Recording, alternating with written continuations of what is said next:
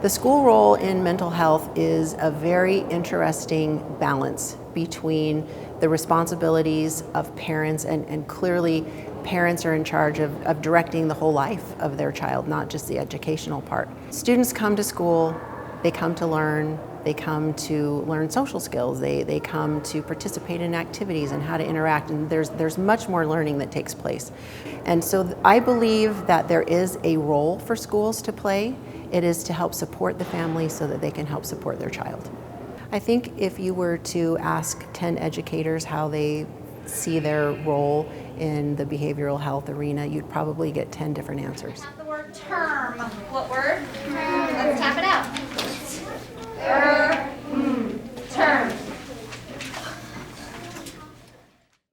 When I look at the mental health needs here at Endeavor, what I notice a lot of is kiddos just struggling to regulate themselves. They're struggling with anxiety, depression, grief, loss, a lot of trauma history with our kiddos. That is mostly what I'm seeing, especially the anxiety starting to peak third, fourth grade.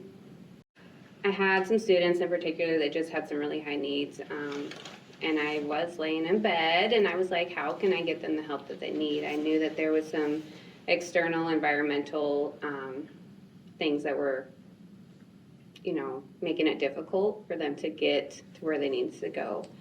And so I asked my principal the next day, I was like, what about we just call and see if somebody'd be willing to come and do therapy here at our building.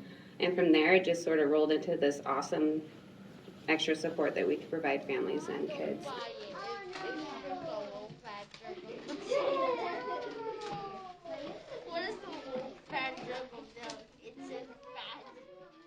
I think every school district would appreciate having some direction and leadership from the state level to say, when you do your professional development, when you talk about these things, how you do that, there's a lot of flexibility, and let school districts make their own local decisions there.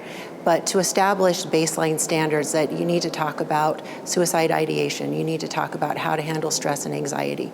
Some of these issues that we know are common nationally, in the state, locally, district to district, neighboring districts.